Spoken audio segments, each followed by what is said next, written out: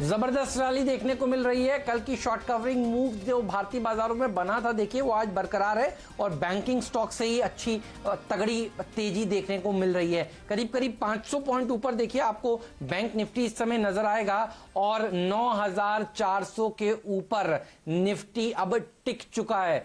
तो bye bye मई और welcome जून, ये देखिए ट्रेड इस समय चल रहा है और मई का मुश्किल टफ महीना हमारे पीछे है। और अब देखिए लॉकडाउन 5.0 तो होगा लेकिन नए ईज के साथ होगा, ये होप देखिए बुल्स के जहन में। और बैंक निफ्टी क्या बढ़िया प्रदर्शन आज के सत्र में दिखा रहा है। तो शॉर्ट कवरिंग देखने को मिल रही है। सरकारी कंपनियों में एक्शन है। बीईएमएल पर चर्चा हुई थी, देखिए 5% ऊपर है। एससीआई की बात हुई थी, एससीआई तब लाल निशान में था और अब आप देखिए करीब करीब 2% ऊपर कारोबार कर रहा है ये स्टॉक।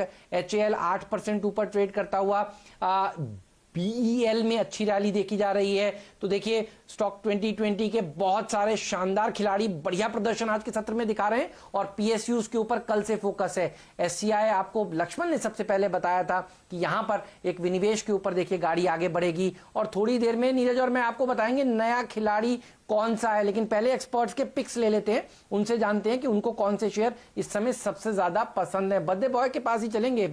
आपको पता है आज शुभम जी का जन्मदिन है, तो शुभम जी आपकी की बारी पहले बताइए, आपको 2 ट्रेडिंग आइडियाज इस समय कौन से नजर आ रहे हैं जहां पर ट्रेड करके लोगों का पैसा बनेगा?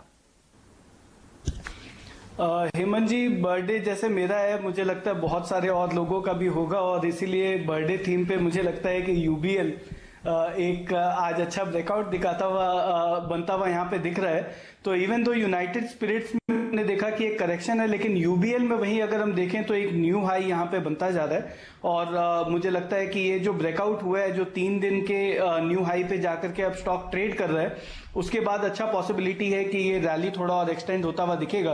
तो यूबीएल पे खरीदारी की राय है। फ्यूचर्स में हम ये ट्रेड बनाएंगे बिकॉज ऑप्शंस में नेक्स्ट मंथ में अभी तक लिक्विडिटी बना नहीं है। तो यूबीएल का फ्यूचर्स लॉन्ग करें 985 का टारगेट के लिए और 920 पे एक स्टॉप लॉस मेंटेन करें। और जो दूसरा स्टॉक है वो है बर्जर पेंट। और बहुत सारे पेंट कंपनीज को अगर हम देखें तो वहां पे एक ब्रेकआउट बनता हुआ दिख रहा है। कुछ समय पहले एक अच्छा रैली हुआ, फिर पुल बैक हुआ और अब फिर से ये ब्रेकआउट आ रहा है। तो मुझे लगता है कि ये पूरे पेंट में बर्जर पेंट एक वेल प्लेस्ड स्टॉक है। तो बर्जर पेंट को भी खरीद के चले। 482 का टारगेट होगा और 450 पे एक स्टॉप लॉस मेंटेन करें। चलिए, ये राय आपको मिली शुभम जी की तरफ से। बर्जर पेंट्स पर वो एक लॉन्ग पोजीशन बनाना चाहते हैं। आज के बर्थडे बॉय आप हैं, तो अगर आप इनके साथ इनके ट्विटर हैंडल पर जुड़े हुए हैं तो मेरे ख्याल से एक शुभकामनाएं तो बनती हैं शुभम जी के लिए। बहुत ही शानदार तरीके से स्टॉक पिक्स करते हैं। तो आज के 2 आपकी तरफ से हैं, UBBL यानी कि यूनाइटेड ब्रूरीज और साथ साथ बर्जर पेंट्स। हेमंत जी, ज़रा चर्चा चल रही थी बहुत शानदार तरीके से जो आपने शुरुआत करी थी डिफेंस स्टॉक्स की। एक नज़र डाल लेते हैं हिंदुस्तान एरोनॉटिक्स के शेयर पर, जो हम लोगों ने ब्रेकआउट 5-7 मिनट पहले पकड़ा था। वो बहुत शानदार तरीके से तूल पकड़ता हुआ आपको दिखेगा। 572-570 का प्राइस थोड़ी देर पहले मैंने हिंदुस्तान एरोनॉटिक्स पर देखा है। तो इस पर ध्यान दीजिए। हल्की से आप यहाँ पर प्रॉफिट बुकिंग देख रहे हैं। ऊपर का लेवल आज था लगभग 574, इस पर नजर रखिए। बहुत ही शानदार तरीके से आपको रैली करता हुआ दिख रहा है। और साथ ही साथ मैं रिक्वेस्ट करूंगा शुभम जी से वो राय दें भारत डायनेमिक्स पर। ये भी एक डिफेंस कंपनी है, एयरफोर्स प्लेन्स के लिए मिसाइल्स बनाती है और 5 दिन की गिरावट के बाद आपको शानदार तेजी भारत डायनेमिक्स में आती हुई दिखेगी। 338 रुपए प्राइस है, अब 7% ऊपर और इसका सर्किट है 266। आपकी राय शुभम जी भारत डायनेमिक्स पर? शैलेंद्र जी, थोड़ी देर पहले जिस तरह से हमने हिंदुस्तान एरोनॉटिक्स की चर्चा की, बहुत सिमिलर यहाँ पे भी पैटर्न भारत डायनेमिक्स में बनता हुआ दिख रहा है। और मुझे लगता है कि ये जो ब्रेकआउट है उसमें एक शॉर्ट टर्म ट्रेड बिल्कुल इनिशिएट करना चाहिए। और 252 से 255 तक का एटलीस्ट यहाँ पे मुझे लगता है कि टारगेट आता हुआ दिखना चाहिए। तो यहाँ पे लॉन्ग ट्रेड बनाए और 232 पे एक स्टॉप लॉस मेंटेन करते हुए 255 तक के टारगेट के लिए हम इस पे खरीदारी कर सकते हैं। चलिए, एक ब्रेकआउट की मोहर अब आप भारत डायनेमिक्स पे लगाइए। 7.9% ऊपर चल रहा है। इसका आज का अपर सर्किट आपको दिखता हुआ लगेगा 266 पर, क्योंकि बहुत शानदार रैली आपको पूरे के पूरे डिफेंस पैक पर आती हुई दिख रही है। कुछ समय से चर्चा चल रही है पीएसयूज पर, और यहां पर देखिए ड्रेजिंग कॉर्पोरेशन बिल्कुल तैयार है, ऊपर की तरफ अग्रसर है। 221 का यहां पर आपने प्राइस देखा है, फिलहाल उच्चतम लेवल के आसपास ट्रेड करता हुआ।